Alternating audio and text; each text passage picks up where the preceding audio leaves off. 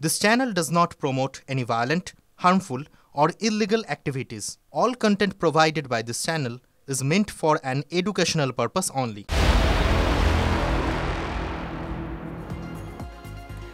এবার আনন্দপুরের রহস্যে নজর রাখা যাক। স্কুটার চালানো শিখতে এসে রহস্যজনকভাবে নিখোঁজ তরুণী। আনন্দপুরের চীনা মন্দির খালপাড় এলাকায় শোরগোল পড়ে যায়। স্থানীয় বাসিন্দারা কি সন্দেহ করছেন, তারা কি দেখেছেন সেটাও যেমন জানবো, আর এখনো পর্যন্ত পুলিশের তরফ থেকে কি তথ্য সামনে এলো সেটাও জানবো আমাদের রিপোর্টার সুশোভনের কাছ থেকে। সুশোভন, দেখো, স্থানীয় বাসিন্দারা প্রথম থেকেই দাবি করছে যে দুজনের মধ্যে বচসা হচ্ছিল, তারপরে তারা একটা আওয়াজ শুনতে পায়। পরবর্তীকালে তারা এটাও পুলিশের কাছে দাবি করে যে সেই তরুণীকে ঠেলে ফেলে দেয় সেই যুবক। আর যেহেতু সেই খালে ঠেলে ফেলে দেওয়া হয়েছে বলে পুলিশকে প্রাথমিকভাবে জানানো হয়েছে, তাই এই যে খাল, এই খালে কিছুক্ষণ আগে পর্যন্ত ডিএমজি যারা কর্মীরা তারা তল্লাশি অভিযান করেছে একেবারে যে ঘটনাস্থল বা যেই জায়গাটা সবাই দাবি করছে সেখানটা, আর একেবারে খালের যে অংশ যেখানে বাধা রয়েছে সেই দিকটা তল্লাশি অভিযান করে এখনও পর্যন্ত কোনো কিছুই তাদের ডিএমজির নজরে আসেনি। স্বাভাবিকভাবেই যখন এখানে তারা নজর রাখছে, তার পাশাপাশি এই যে রাস্তা, এই রাস্তাতেও তারা নজর রাখছে। তার কারণ 6 মাস ধরে এই যে তরুণী সে একটা স্কুটি কিনেছিল শেখার জন্য, আর সেই যুবককে 6 মাস ধরে এই স্কুটি দেওয়া হতো, সে শিখিয়ে দিত। স্বাভাবিকভাবেই এই রাস্তা দিয়ে তারা কখন যেত আসতো এবং এই ঘটনা ঘটার পর তারা আদৌ কোথায় রয়েছে সেই সমস্ত কিন্তু এই মুহূর্তে খতিয়ে দেখা হচ্ছে। আর এই যে জায়গা যেখানে যে খাল, সেই খালের যে অংশ সেটা যেমন দেখা হয়েছে, পারিপার্শ্বিক তথ্য প্রমাণ অর্থাৎ যারা প্রত্যক্ষদর্শী, যাদের যা বয়ান রয়েছে, যে সিসি ক্যামেরার রাস্তা রয়েছে ট্রাফিকের বা একেবারে যাদের ব্যক্তিগত সিসি ক্যামেরা, তাই একাধিক জায়গাগুলো কিন্তু পুলিশ খোঁজার চেষ্টা করছে এবং সবকিছু নিয়ে কিন্তু পুলিশ বোঝার চেষ্টা করছে যে আদতে দেখা যাক আর কি তথ্য সামনে আসে, নজর রাখো। শুনলাম যে একটা ছেলে নাকি একটা মহিলাকে, একটা মেয়েকে নাকি ডুবিয়ে মারার চেষ্টা করছিল। মানে মেয়েটাকে। আপনারা কখন এলেন? কোনো আওয়াজ পেয়েছিলেন? না, তখন আমরা আওয়াজ পাইনি। আমরা প্রায় 10টার দিকে, 10:30টার দিকে এসেছিলাম। বাঁচাও বাঁচাও বলে কিছু চিল্লানো আওয়াজ না, একজন মেয়ে কি বাঁচাও বাঁচাও করে চিল্লাচ্ছিল। তারপর হঠাৎ যখন সবাই জমা হলো ওখানে, তারপরে কিছু দেখা যায়নি। জাস্ট দেখা হচ্ছিল যে কি হ্যাঁ অ্যাকচুয়ালি মেয়েটা আছে কিনা, কারণ মেয়েটারই চিল্লানো আওয়াজ। তারা কি বললো? তারা পুলিশকে বললো কি যে কি কেউ এখানে আওয়াজ পেয়েছিলাম, আমরা এটা শুনেছি। শোনার পরে আমরা সবাই এসে এক হয়। আমরা এখান থেকে 10 মিনিটের মধ্যে আওয়াজ পেয়ে 10 মিনিটের মধ্যে পৌঁছে যাই। একটা স্কুটি রাখা ছিল।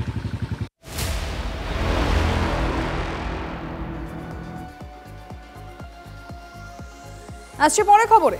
রাজ্যে এমবিবিএস এ ভর্তি প্রক্রিয়া স্থগিত। ডেন্টালে ভর্তি ও কাউন্সেলিং প্রক্রিয়া অনির্দিষ্টকালের জন্য স্থগিত। গতকাল নোটিশ জারি করে জানিয়েছে স্বাস্থ্য ভবন।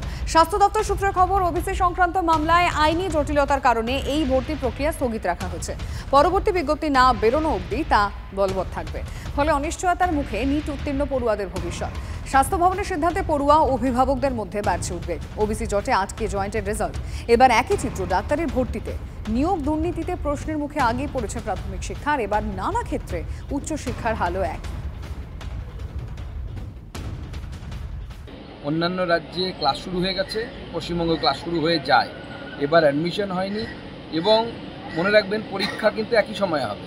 তার কারণ ক্যাম্পাসিংয়ের ব্যাপার থাকে, ক্যাম্পাসিংয়ের জন্য কোনো কোম্পানি অপেক্ষা করবে না যে পশ্চিমবঙ্গের ওবিসি এর সমস্যা হয়েছিল মুখ্যমন্ত্রী এবং তৃণমূল কংগ্রেস এই মুহূর্তে শিক্ষা জেহাদ চালাচ্ছে এবং শিক্ষা জেহাদ করে পশ্চিমবঙ্গের যুব সমাজের জীবনকে দুর্বিষহ করছে। আগামী দিনে পশ্চিমবঙ্গের যুব সমাজকে বাধ্য করা হচ্ছে তারা প্রাইভেট ইঞ্জিনিয়ারিং কলেজে গিয়ে ভর্তি হওয়ার জন্য। রাজ্য সরকারের চূড়ান্ত অপদার্থতা এবং চূড়ান্ত যে জটিলতা সৃষ্টি করেছে এই ভর্তি প্রক্রিয়া নিয়ে, স্নাতক স্তরের সমস্ত কোর্সের ক্ষেত্রে ভর্তি প্রক্রিয়া নিয়ে, যার পরিণতিতে কিন্তু এই কোর্ট কেস এবং এই কোর্ট কেসগুলো সমাধানের কোনো পদক্ষেপ বা কোনো রকম সদিচ্ছা কিন্তু রাজ্য সরকারের নেই। মেধাবী ছাত্রছাত্রীদের আজকে ভবিষ্যৎ আজকে চূড়ান্ত অনিশ্চয়তার পথে ঠেলে দেওয়া হলো। আমরা ধিক্কার জানাচ্ছি রাজ্য সরকারের এই ধরনের পদক্ষেপকে এবং আমরা দাবি জানাচ্ছি ইমিডিয়েট এই ভর্তি প্রক্রিয়াকে ত্বরান্বিত করা হোক। যে সমস্ত ছাত্রছাত্রীরা দেরি করে তাদের সেশন শুরু করবেন, এক তো তাদের সেশন দেরিতে শেষ হওয়ার জন্যে পরবর্তীকালে তাদের ইন্টার্নশিপ, হাউসস্টাফশিপ এবং তাদের যে পিজির যে পরীক্ষাগুলি এবং চাকরির পরীক্ষাগুলিতে অংশগ্রহণের ক্ষেত্রেও অনেক রকমের অসুবিধে তৈরি হতে পারে। হাউসস্টাফশিপ এই যে পর্যায়ের যে জুনিয়র ডাক্তার এর একটা শূন্যতার তৈরি হবে। তাতে হচ্ছে যে সাধারণ মানুষের হেনস্থা অসুবিধে হবে এবং রাজ্যের স্বাস্থ্য পরিষেবাতেও অনেক রকমের অরাজকতা এবং অচলাবস্থা তৈরি হতে পারে। ৭৬টি মুসলিম সম্প্রদায়কে ওবিসির সুবিধে পাইয়ে দেওয়ার যে চেষ্টা, যা বিভিন্নভাবে কোর্ট তাকে বাধা দিয়েছে, তা সত্ত্বেও আবার পুনরায় আপিল করছে, আর এইভাবে ছাত্রদের ভবিষ্যৎ নষ্ট করে দিচ্ছে অ্যাপিজমেন্টের জন্য। স্বাভাবিকভাবেই সকলের মনে প্রশ্ন যাচ্ছে, এটা পশ্চিমবঙ্গের সরকার না বাংলাদেশের সরকার? উচ্চ মাধ্যমিকে ফল প্রকাশের পরেও সরকারি কলেজগুলিতে ভর্তি প্রক্রিয়া শুরু করতে পারেনি রাজ্য সরকার। জয়েন্টের ফলও প্রকাশিত হয়নি।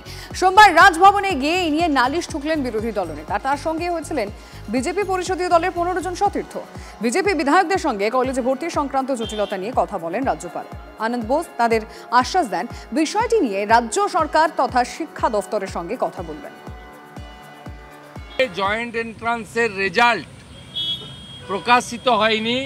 সরাসরি 5 লক্ষ ছাত্রছাত্রী, অভিভাবক অভিভাবিকা এফেক্টেড হচ্ছে পশ্চিমবঙ্গে। এই রকম একটা গুরুত্বপূর্ণ জ্বলন্ত সমস্যা আমরা সাংবিধানিক প্রধানের দ্রুত হস্তক্ষেপ প্রার্থনা করেছি এবং রাজ্য সরকার কি করলো উইথ ডিউ অনার ওনার কাছে আমরা অনুরোধ করেছি যাতে উনি আমাদের ফিডব্যাক দেন, আমরা যাতে এই ক্রন্দনরত ছাত্রছাত্রী, উদ্বিগ্ন অভিভাবক অভিভাবিকা। ওনার কলকাতায় একটা বসার জায়গা দরকার, কারণ শ্রমিক ভট্টাচার্য বসে থাকলে উনি রাজ্য অফিসে ঢুকতে পারছেন না, ফলে কোনো না কোনো জায়গায় তো ওনাকে বসতে হবে। সেই জন্য বিকাশ ভবনটা ভেবেছেন। আসল সমস্যাটা হচ্ছে ছেলে মেয়েগুলোকে বিপদে ফেলা হচ্ছে মামলা করে করে। সেটা তো ওনাদের রাম বামের আইনজীবীরাই করছে, সেইগুলোকে আগে থামান না। এটা আইনি জট পাকিয়ে এটাকে আটকানো হচ্ছে, তারপর আবার সেখানেই তারা বসে ছবি তুলবেন, নাটক করবেন।